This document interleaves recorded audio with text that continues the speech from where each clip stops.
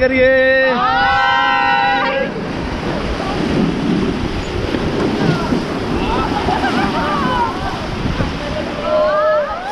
आप थोड़ा टेंस दिख रहे हो। Going for river rafting for the first time in my life. Let's see. Set to go. तो सर आप चारों खड़े हो जाए, मैं फोटो। Hello everyone.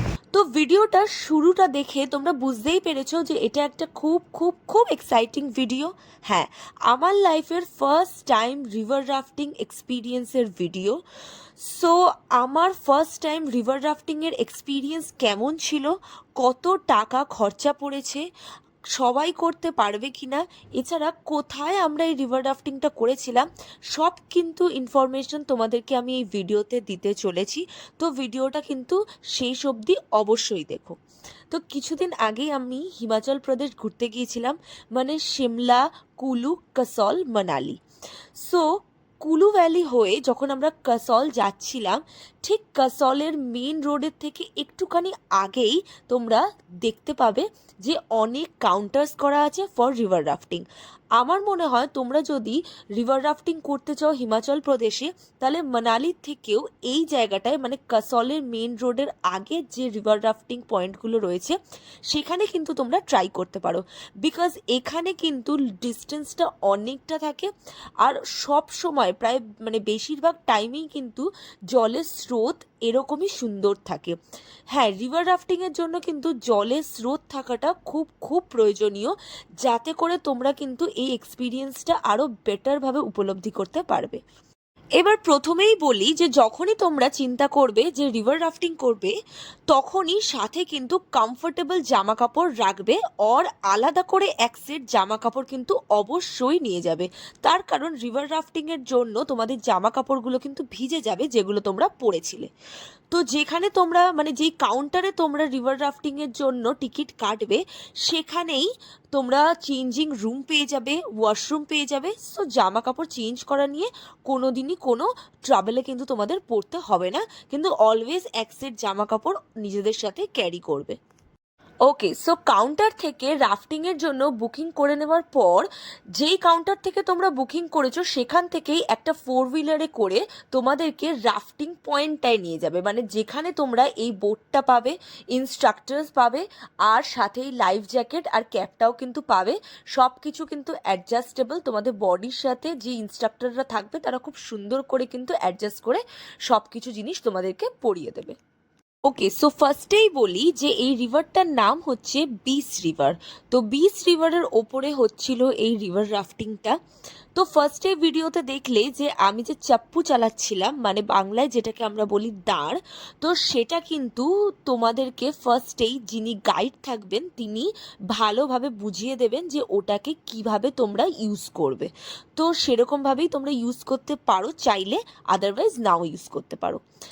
এবার বলি, যারা জল নিয়ে আমার মতো প্যানিক করো তাদের ক্ষেত্রে কোনো ভয় নেই, বিকজ এই বোটের যিনি ইনস্ট্রাক্টরস রয়েছে তিনি অলওয়েজ সব কিছু তোমাদের ভালোভাবে গাইড করে দেবে। এছাড়াও বোটের মিডিলে আর বোটের এন্ডে দুটো দড়ি থাকে, তো ওই দুটো দড়ি যদি তোমরা ভালো করে ধরে বসো তাহলে কিন্তু তোমাদের কোনো ভয় লাগবে না, আর সেফটি নিয়ে কোনো প্রবলেম হবে না। এটা কিন্তু একদম সেফ, যে কোনো বয়সের লোকজন কিন্তু এটার এক্সপিরিয়েন্স নিতেই পারে। আর একবার এটার এক্সপিরিয়েন্স নিলে আমি বলবো তোমাদের এটা লাইফ টাইমের বেস্ট এক্সপিরিয়েন্স হবে। আর যেহেতু লাইফ জ্যাকেট থাকে তাই ডুবে যাওয়ার কোনো চিন্তা করো না, বিকজ এরকম কোনো কিছু কিন্তু ঘটবে না। আর যারা জল ভালোবাসো তাদের ক্ষেত্রে কিন্তু গুড নিউজ আছে, যদিও বা অনেকেই হয়তো এটা জানো রাফটিংয়ের ব্যাপারে, তাও আমি যারা জানো না তাদের জন্য একবার বলে দিই যে যিনি ইনস্ট্রাক্টর রয়েছেন তিনি কিন্তু এই রিভারের এমন একটা পয়েন্টে আমাদেরকে নিয়ে যাবেন যেখানে জলের তোড়টা একটু কম থাকে। সো সেখানে যারা জলে নামতে চাও তারা কিন্তু জলে একদম কোনো চিন্তা না করেই নেমে পড়তে পারো, আর ওঠানোর দায়িত্বও কিন্তু সেই ইনস্ট্রাক্টরেরই। আর যেহেতু লাইফ জ্যাকেট আছে তো তোমরা কোনোভাবেই ডুববে না। সো আমি বললাম, যেহেতু আমি জলে খুব ভয় পাই, তো সেই জন্য আমি ফার্স্টে চিন্তা করছিলাম যে আমি নামবো কিনা, মানে আমার সত্যি খুব ভয় লাগছিল। বাট দেখো, সায়ন এখানে আমাকে অনেকবার ইনসিস্ট করেছে, আর আমিও সেই পয়েন্টে ভাবলাম যে ডরকে আগে জিত হ্যাঁ।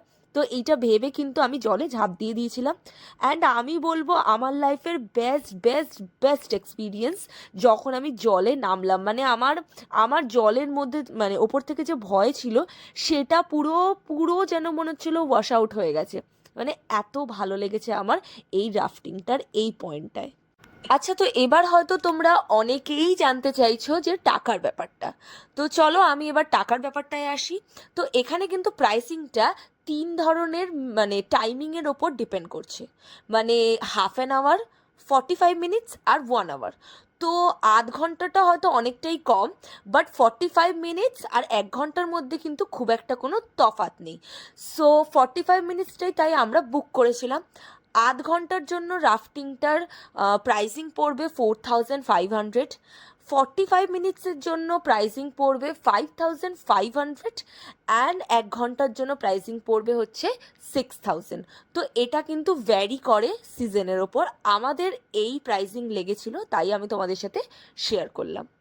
ওকে, so lastly and most importantly যেটা বলার সেটা হলো, তোমরা যদি মনে করো যে এই রাফটিংয়ের সময়কার ভিডিও বা ফটো তোমরা তোমাদের নিজেদের ফোনে আর ক্যামেরাতে তুলবে, সেটা কিন্তু তোমরা করতে পারবে না।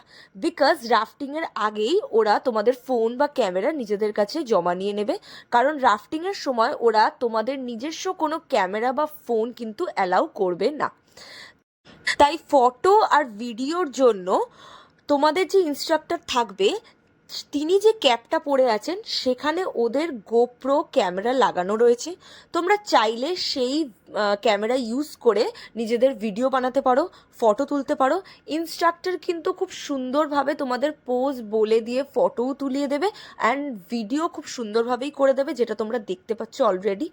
সো এটার খরচা তোমাদের যেটা পড়বে, মানে আমাদের যেটা লেগেছিল সেটা হলো 1500 রুপিস। হ্যাঁ, একটু কস্টলি আমারও লেগেছিল, বাট এই লাইফ টাইম এক্সপিরিয়েন্সটাকে ক্যাপচার করে রাখার জন্য আমি কিন্তু এই গোপ্রো ক্যামেরাটা ওদের ইউজ করেছিলাম। বিকজ আমি হয়তো ফিউচারে আবার অন্য কোনো জায়গায় রাফটিং অবশ্যই করব, বাট লাইফের ফার্স্ট টাইম যে কোনো এক্সপিরিয়েন্স কিন্তু খুব স্পেশাল হয়। সো দ্যাট ইজ ওয়াই আমি ওদের ক্যামেরা কিন্তু ইউজ করেছিলাম। ওকে, সো লাস্টলি একটাই কথা বলবো যে রাফটিং আমার কাছে একটা অ্যাচিভমেন্ট, বিকজ ফাইনালি আমি আমার ওয়াটারের ফোবিয়াটা কাটিয়ে উঠতে পেরেছি। তাই আমি রেকমেন্ড করব যে কোনো বয়সী মানুষজন একবার হলেও লাইফে রিভার রাফটিংয়ের এই এক্সপিরিয়েন্সটা কিন্তু গ্যাদার করো। ওকে, সো ভিডিওটা ভালো লাগলে অবশ্যই একটা লাইক করো। যদি এটা ইনফরমেটিভ মনে হয় তাহলে নিজেদের ফ্রেন্ডস আর ফ্যামিলির সাথে শেয়ার করো। আর অবশ্যই একটা সুন্দর দেখে ভিডিও রিলেটেড কমেন্ট করে যেও। আর যদি আমাকে ফলো করা না থাকে তাহলে ফলো করে যেও। Thanks for watching, by.